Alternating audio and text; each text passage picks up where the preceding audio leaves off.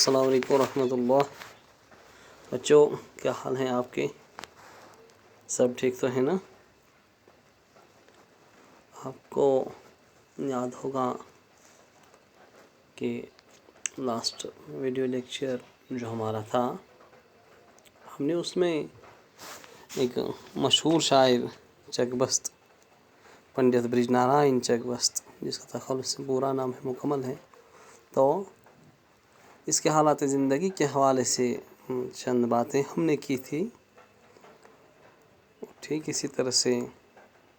میں نے آپ کو بتا دیا تھا کہ 1882 عیسوی میں فیض آباد لکھنؤ میں یہ پیدا ہوئے تھے، تولد ہوئے تھے۔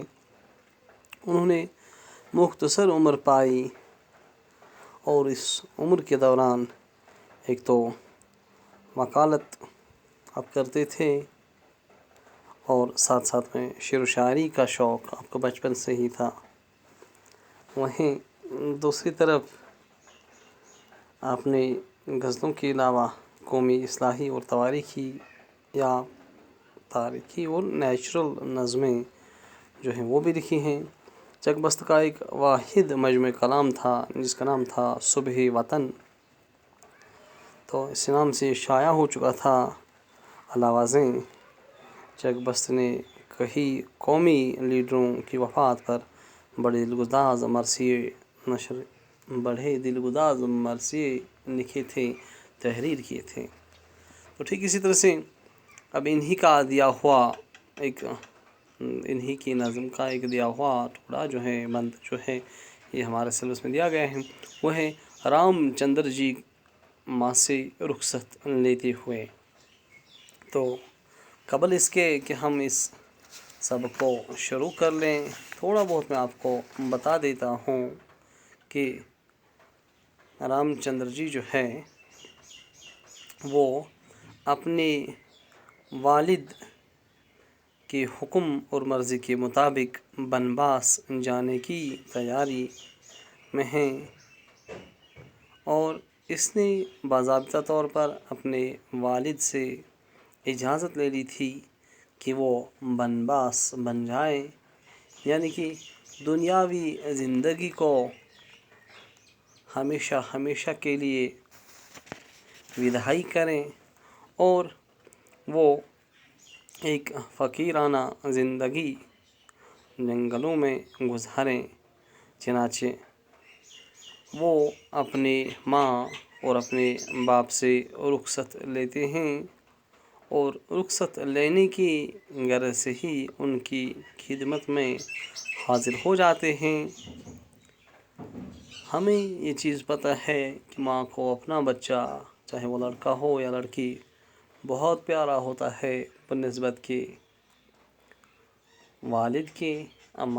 ابا کے۔ تو یہی وجہ ہے والد اس چیز کو ضبط کر لیتا ہے، لیکن والدہ کی جو صورتحال ہوتی ہے وہی صورتحال رام چندر جی کی یہاں پہ پنڈت برج نارائن چک بست نے خوبصورت پیرائی میں بیان کی ہے۔ اب یہی چیز ہم آپ کے ساتھ آج کے اس ویڈیو لیکچر میں ڈسکس کریں گے، تو تھوڑا بہت ہم پہلے اس کو پڑھیں گے، اس کی قرأت خوانی کریں گے، تو آگے چل کر اس کی آسان سے آسان اردو میں شرح کرنے کی بھی ہم کوشش کر لیں گے۔ اب سب آ جائیں پیج نمبر 199 پر۔ کیا جانے کس خیال میں گم تھی وہ بے گناہ، نوری نظر پہ دیدہ حسرت سے کی نگاہ، جنبش ہوئی لبوں کو بری ایک سرد آہ، لی گوش ہائے چشم سے اشکوں نے رخ کی راہ، چہرے کا رنگ حالت دل کھولنے لگا، ہر موئے تن زباں کی طرح بولنے لگا، آخر اسیر یاس کا قفل دہن کھلا، ہوا تھا دہاں زخم کہ باب سخن کھلا، ایک دفتر مظالم چرخ کہن کھلا، افسانۂ شدائد رنج و سخن کھلا، درد دل غریب جو صرف بیاں ہوا، درد دل غریب جو صرف بیاں ہوا، خون جگر کا رنگ سخن سے عیاں ہوا۔ تو پہلے ہم ان دو بندوں کی جو ہے شرح کر لیں گے، تو آگے چل کر ہم باقی بندوں کی بھی شرح کر لیں گے۔ تو شرح کرنے سے پہلے ہم دیکھ لیں کہ کون کون سا لفظ یہاں پہ ایسا ہے جو معنی کے اعتبار سے ذرا کٹھن ہے۔ نور نظر کہتے ہیں ہم بیٹے کو، اولاد کو، اسی طرح سے لب کہیں گے ہونٹوں کو، تو دیدہ کہتے ہیں ہم نظر کو، نگاہ کو، نظارے کو، اشک کہتے ہیں ہم آنسوں کو، اور مو کہتے ہیں ہم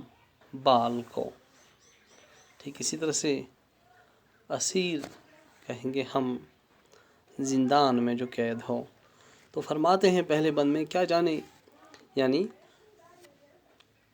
نہ جانے کہ رام چندر جی کی والدہ کس خیال میں گم تھی، اتنے میں یعنی جب یہ گم تھی کسی خیال میں، تو اتنے میں اس کی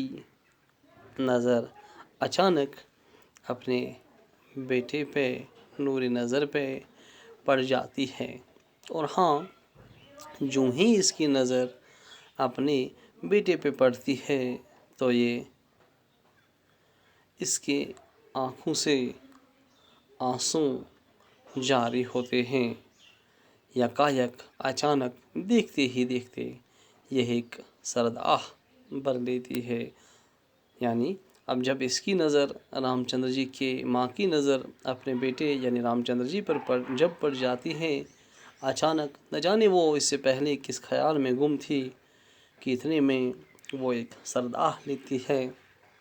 اس کی آنکھوں سے آنسو جاری ہوتے ہوئے یہی آنسو رخسار پہ گرتے ہیں، اور اس کا پورا چہرہ آنکھوں سے یا پھر آنسو سے تر ہو جاتا ہے۔ چہرے کی یہ حالت تھی، چہرے کا یہ رنگ تھا، جیسا کہ ہر جسم کا یعنی کہ اس کے جسم کا ہر ایک انگ جیسے رو رہا تھا، حیران و پریشان تھا، مصیبت زدہ تھا، اور اس کا چہرہ اس کی آنکھوں سے برستی ہوئی آنسوں کی صورت میں بارش، اور اس کا تن و بدن کچھ اس طرح سے تھر تھرا رہا تھا کہ یہ صاف اور واضح ہو جاتا تھا کہ بیٹے کی جدائی اپنی ماں کے لیے کتنی کٹھن اور مشکل ترین ہوتی ہے۔ اتنے میں آخر اسیر یاس کا قفل دہن کھلا، وہ تھا دہن کے زخم باب سخن کھلا۔ ماں جو تھی اسے یہ پتہ تھا کہ اب میرا بیٹا جو ہے، میرا لڑکا جو ہے مجھ سے جدا ہونے جا رہا ہے، اور ہاں یہ جب مجھ سے جدا ہو جائے گا، اس میں مختلف طرح کی پریشانیاں اس کے راستے میں کانٹے کی طرح یا پھر پہاڑ کی طرح رکاوٹ بن جائیں گے اور اسے ازحد پریشان کریں گے۔ ماں کو اس بات کا بھی احساس تھا کہ میرا بیٹا کتنا طبیعت کے اعتبار سے نرم و نازک ہے، اور ساتھ ساتھ میں یہ کتنا قوت برداشت رکھتا ہے۔ وہیں دوسری طرف ماں کے ذہن میں یہ بات بھی تھی کہ جب میرا بیٹا مجھ سے جدا ہو جائے گا